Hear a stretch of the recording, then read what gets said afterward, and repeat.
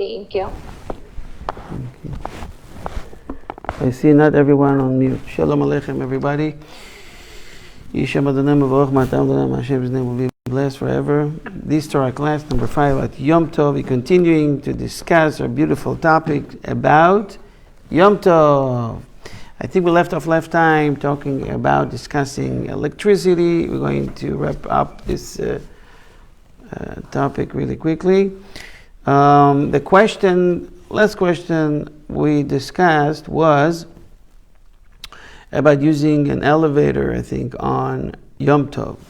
So obviously, if only this is something that we called Ma'alit Shabbat, elevator that is permitted to be used on Shabbat, you may use it on Yom Tov. Obviously, some people live in high rises places. They need to go 8th floor and above. And they have this service. They may use it. What about using an electric oven on Yom Tov? We know we are allowed to cook on Yom Tov.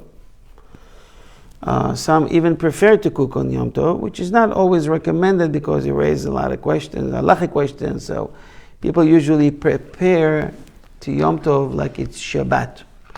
But for 2 days in a row, it's a little bit hard, so many likes to cook.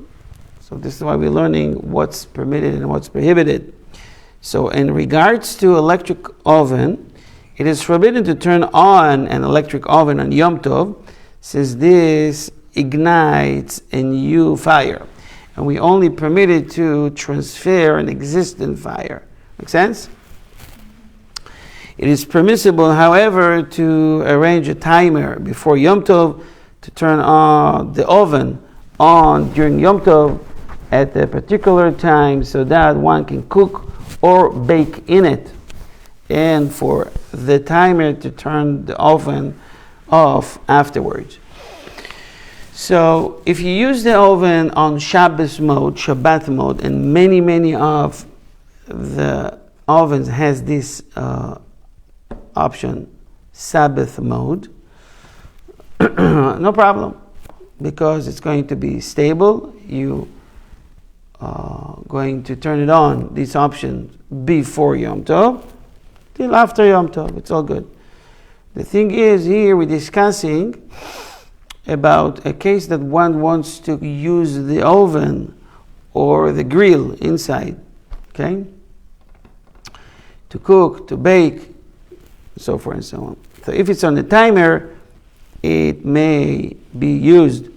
This applies only to those ovens in which no light is turned on when someone opens the oven door. So you need to eliminate this option. You have to test it before Yom Tov. Otherwise, you have the timer, prepare it to, let's say you are preparing it on 350 degrees, okay, or 400 Fahrenheit. To turn off 11 o'clock in the morning, and it will last till, 12:30 or 1.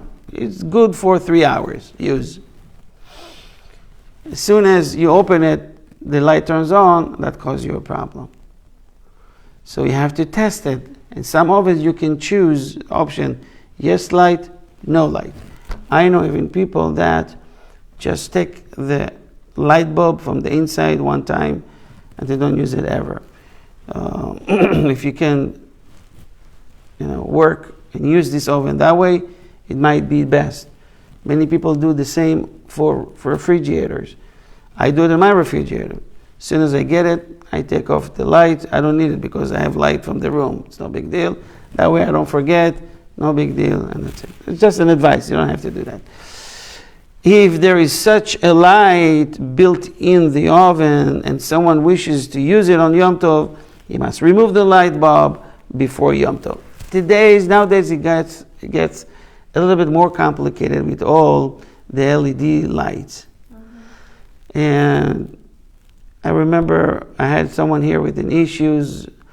He called the technician from the company. He came, even the technician didn't know how to disable the light. He couldn't disable it. Whatever we did, it didn't work. So it turns out, eventually, I figured it out with him using, we tricked the system. We override the system using some sort of a magnet. And Baruch Hashem, we found a spot on the top of the refrigerator. When we put the magnet there, no lights. Yeah. So Baruch Hashem, it came from Shamayim, from heaven. What about using some sort of electric mixer? Okay, one wants to do to mash cooked carrots or potatoes, to grind it. That's going to make a lot of noise. All neighbors will hear. This mixer works on Yom Tov. And you can use a timer that turn it on for a minute. You can't do it. Not recommended, I think, more than a minute. You heat up the engine, it can burn it. So for a minute, and then rest for a minute. A minute and rest for a minute. It's just recommendation, you don't have to do it. So is that permitted to be used on Yom Tov? Wow, everybody here says no. By the way, there's enough chair in this today. We need to bring more chairs? Yes. No, don't worry about it right now. No. Let people stand like yesterday. They stood on the wall. Likewise, it is permissible to use an electric mixer or blender on Yom Tov to mash cooked carrots or potatoes, but only if it is set up before the Yom Tov with a timer to run at a certain hour. This is permissible even though the machine makes a loud noise while it is operating. Why? If it makes such a noise, because everybody knows that it's permitted and you can use a timer. But maybe they don't know you have it on a timer. They should join our class and learn Torah. And then they'll know. Thank you. In fact, even Ashkenazic. You know what? Many times it says even. What does that mean? That usually they... We just discussed Ashkenazi Friday, right? Even Ashkenazi Jews who follow the rulings of Ramah may be lenient in this matter. In the footnote, it is explained that it is permissible as well to use a dishwashing machine on Yom Tov if it's set up with a timer. Okay? Especially in two Yom Tov in a row, it's a lot of dishes, especially people that have a lot of guests. And Amy, Bezat Hashem, you guys going to move to the closest Eruv. Your guys going to have a lot of guests on Shabbat. Amen, amen. Imagine to yourself, we have a Shabbat sometimes, I don't know if you've been, you said 10 people, 20 people. It's a lot of dishes. So, especially on so many meals, and especially 2 days and Shabbat. Altogether, it's like 3 days. That's a lot of. So, people like to use dishwasher to help out. Okay, so it's permitted, and please remember that. Tov. Remember what we mentioned about the electrical stove. We cannot use this method when you click and it ignites. Okay. It is absolutely forbidden to light the stove using an electric starter. There's a way to override it. I've done it a few times myself. When you disconnect the electricity before the Yom Tov, you'll be no more electrical starter. It will be disabled. Rachel, nachon, right? And then use a match. Another match. Use a match, but from an existing fire. Right? So you can prepare yourself doing that. Some I know that even they forgot to disable the electrical stove. It's risky. I don't recommend to do that. You can try it at home today.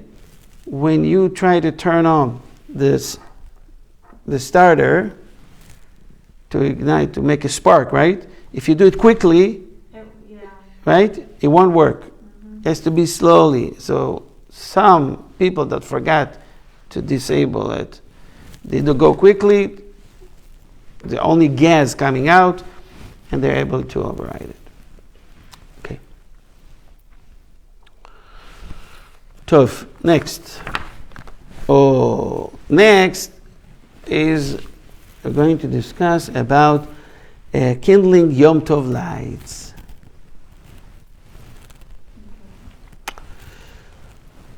I want you to know that some communities has no custom to light candles on Yom Tov. And for some, the custom is to light a candle without a blessing. Right? Not Shechianu, without a blessing. Most communities light a candle with a blessing, but no Shechianu. And this is the custom that we are recommending. Okay?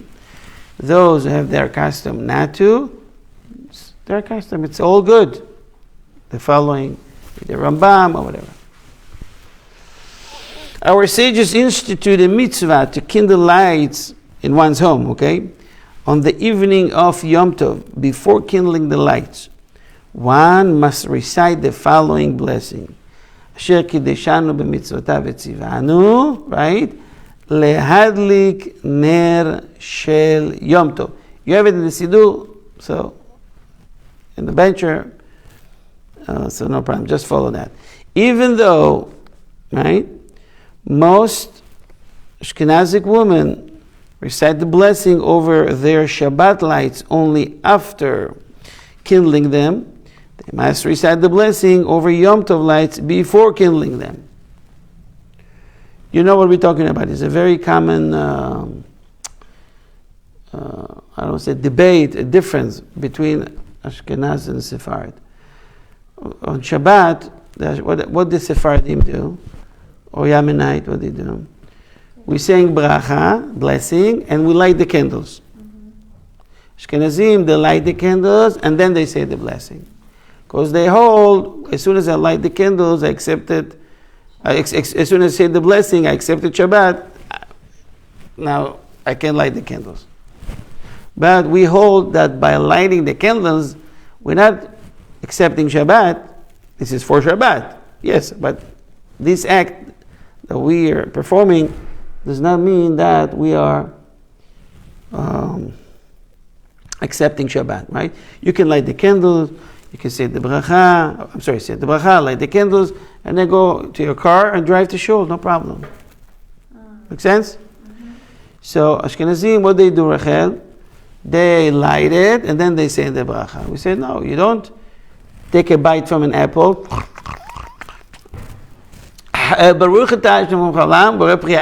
It's too late, you already took a bite, right? But on Yom Tov it's different. Chacham Ovadia said paskin that even Ashkenazim can do that like the Sephardim. This is certainly the halacha for Sephardic women, since Sephardic Jews must practice according to the halachic ruling of Maran. Maran means Rabbi Yosef Karo, Shulchan Aruch. And therefore they must recite the blessing before kindling either Shabbat or Yom Tov lights. The general rule is that we must always recite the blessing for fulfilling a mitzvah before we fulfill it. Alright? Try to remember that. Now the halacha is discussing about those who came from Yemen. The Jews of Yemen had a custom to kindle the Yom Tov lights without reciting any blessing. Those multitude of Yemenite Jews who have now immigrated to the land of Israel and are now residents of the land must from now on recite the proper blessing before kindling Yom Tov lights. They must recite the entire blessing, including God's name. Because the Rabbi Ovadia hold that as soon as everyone gathered in the land of Israel, we all accepted the Shulchan Aruch, Rabbi Yosef Karo, so we have to follow that custom. I must tell you that many disagree with that, and they keep continuing holding to their customs, to their minhag. All right? So just food for thoughts to remember that.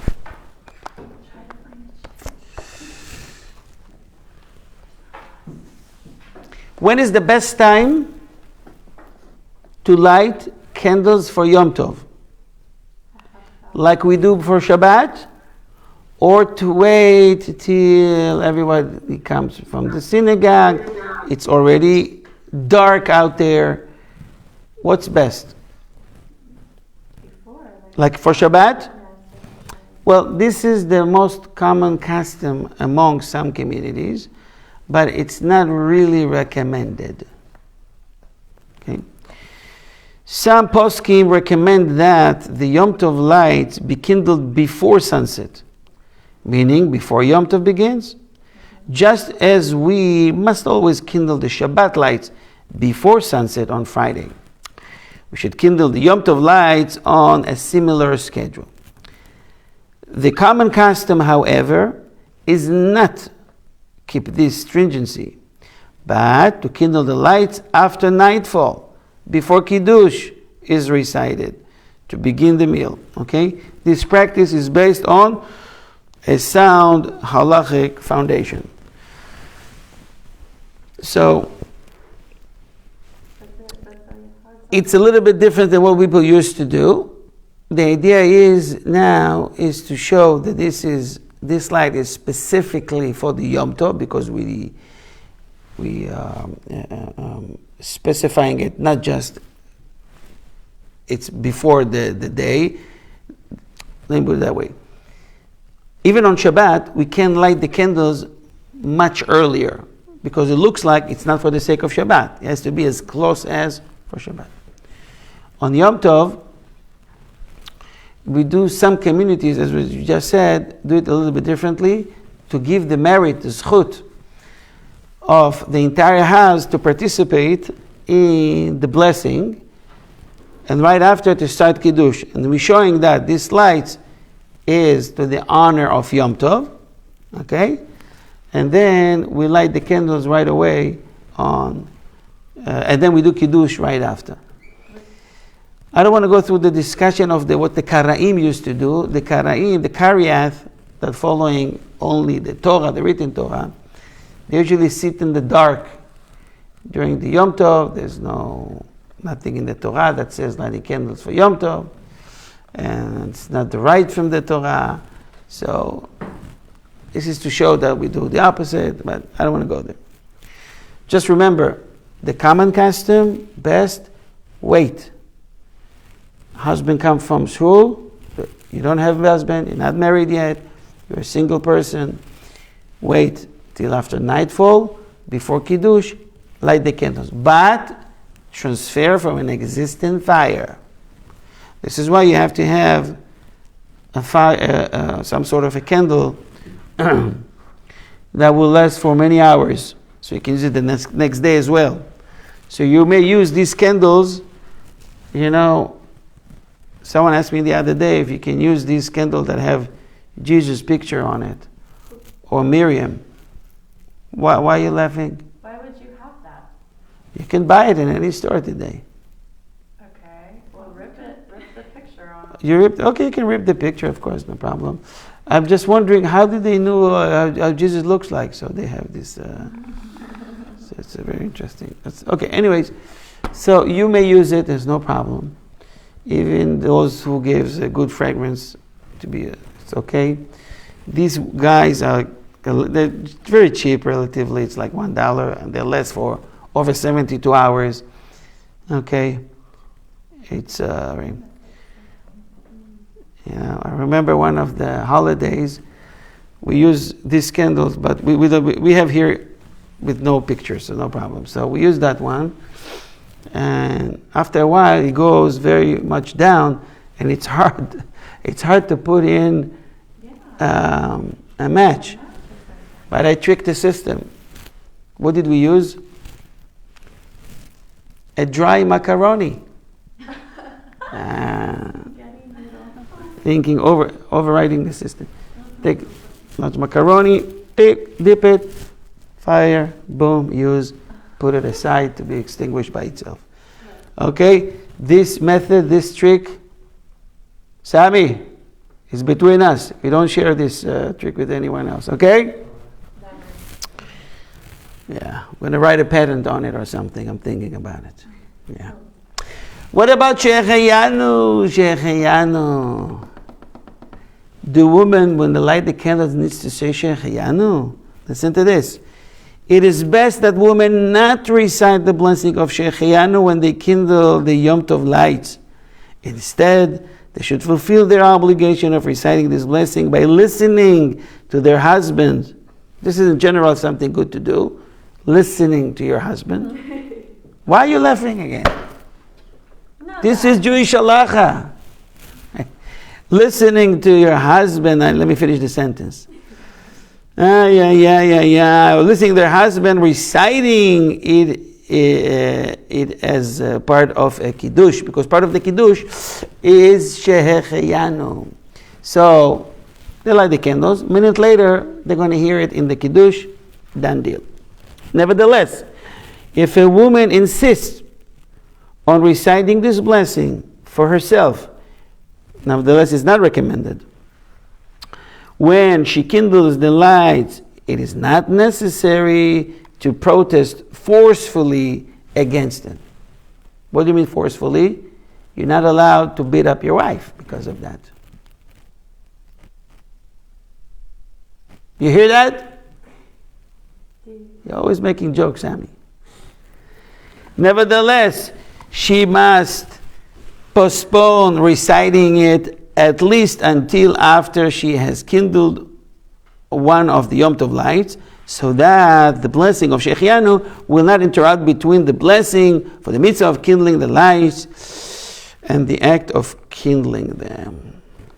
Okay, this is a long halacha. Let me just summarize it. Furthermore, if a woman does recite the blessing of Shehecheyanu when she kindles the lights, she must not respond amen when her husband recites during kiddush. Why? Her husband is going to say, but if she's going to say amen, it's an interruption. It's a break between listening to the bracha and drinking the wine for her, because she already fulfilled the mitzvah. This is why, in order to eliminate all these questions, just do the blessing over the light. Leave Shehecheyanu for kiddush and Yom Tov. Very simple. Comprende? If she responds amen to this blessing, it will constitute an interruption between the blessing of Borei Pri HaGefen and her drinking the wine. Tov. Let me skip the rest. You got the idea. All right? What we learn from this halacha, Zami? Listen to your husband. Listen to your... Amy, 12 points, 10 points, 12 points. See? Did you take note of it? I did. Listening to your husband? Good. I'm just not going to Very good, very good. This is why I like these classes. You're learning the real things, right? The serious things. I'm just going to keep that note to myself. I'm not going to tell him. I wonder, Jeff is not here. Your husband is not here. It's working. He's working. But make sure that you will hear this class. Yes, sir. Yeah. You'll be very happy. Tov, next.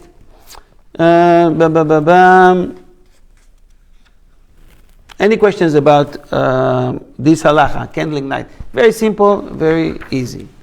Now, let's talk a bit. We have like 5-6 minutes. Let's talk about preparing on the first day on Yom Tov for the second day. Every day on the holiday of the two outside of Israel. Right? In Israel, they're keeping one day, except Rosh Hashanah. Rosh Hashanah, the New Year, Rosh Hashanah is 2 days anywhere, in Israel and outside of Israel. All the rest of the holidays, Pesach, Sukkot, and Shavuot, 2 days. Each day is a holiday by itself.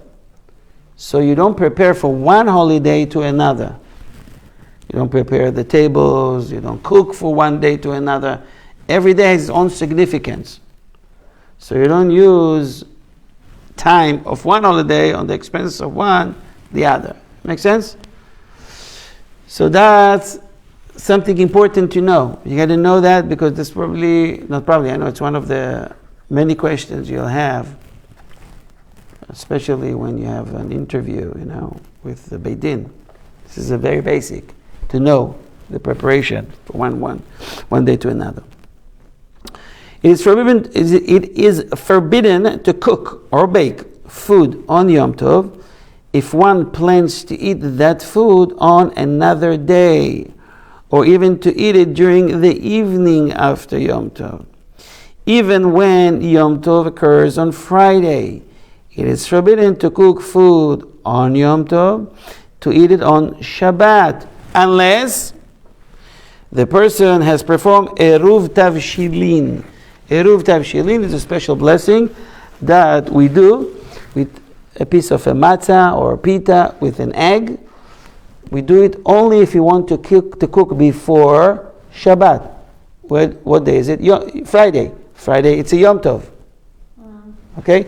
So to cook from Yom Tov to Shabbat, we do this special blessing before the holiday, and then we use that food on Shabbat to eat. Some use matzah, because matzah lasts for a long time. It's called Eruv, like Eruv. Tavshilin is the cooking. For tavshilin is and how to perform it.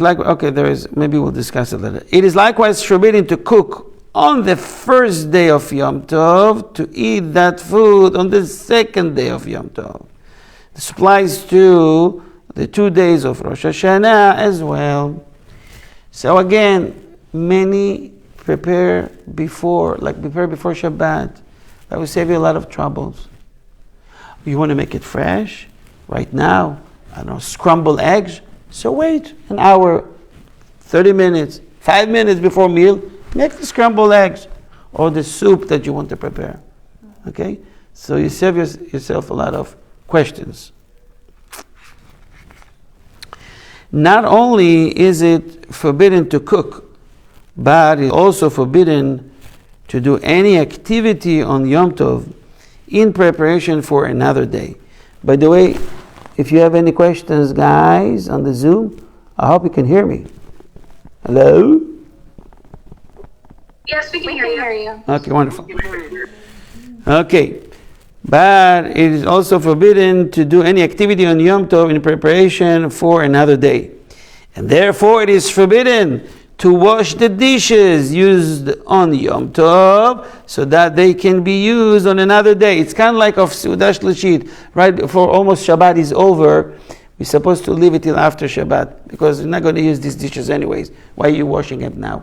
Oh, for Sunday, leave it. It's not appropriate. It's the honor of Shabbat. You're preparing for another day or a mundane day. Okay. It is permissible to cook food during the night of Yom Tov in order to eat it the following morning. That's not a problem because it's within that holiday. It's the same holiday.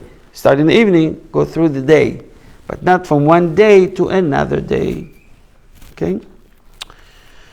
There's some ways to trick it in a way, but we'll see. It's not tricking it, it's the way that is permitted. It is permissible to cook a big pot filled with meat or fish for the morning meal, even though only one piece will be needed for the meal. So I'm making, whatever I want to make. I can make much more, double the amount. Even if the leftover I'll have a lot. It's all good? Yes. So we'll have a lot of food left over, and this food can be used the next day. Why is that? One of the reasons is, why am I making so much? I'm making extra because I might have guests. Someone might surprise me. Maybe the neighbors will need. So I can make extra chicken / fish, rice, whatever. And I can use that for the next day. Okay? Because I'm not supposed to throw it away, right? Let me read it again.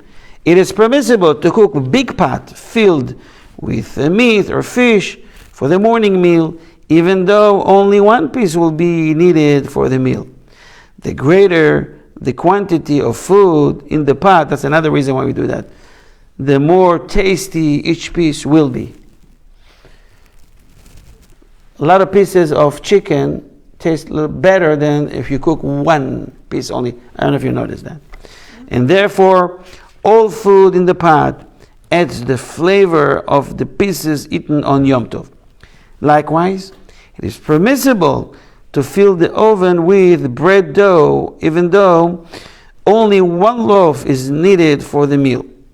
When the oven is filled with dough, each loaf is baked better than if only 1 or 2 loaves are baked at a time.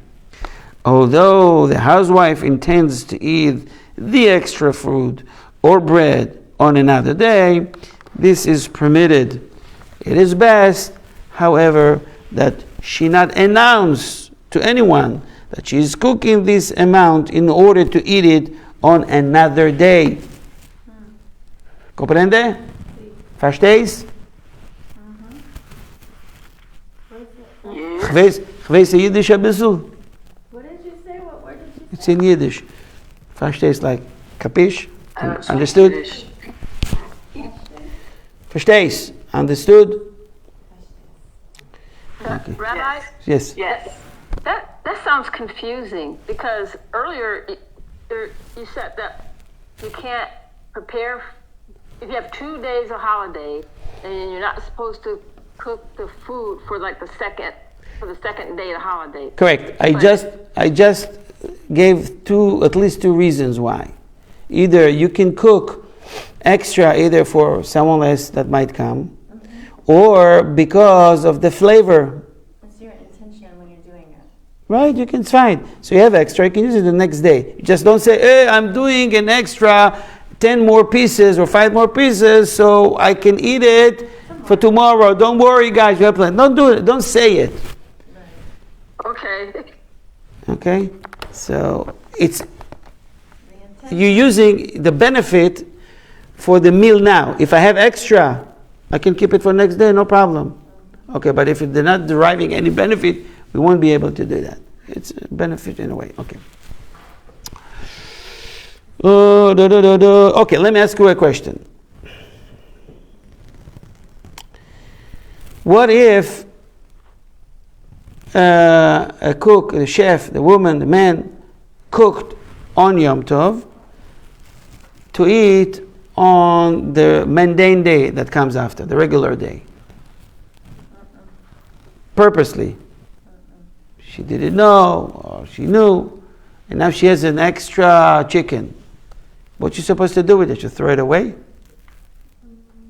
She cooked on Yom Tov for a mundane day, regular day.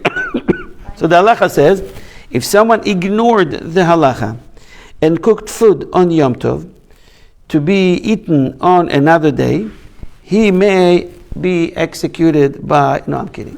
No, hey, Sabi! Another day, the food may be eaten.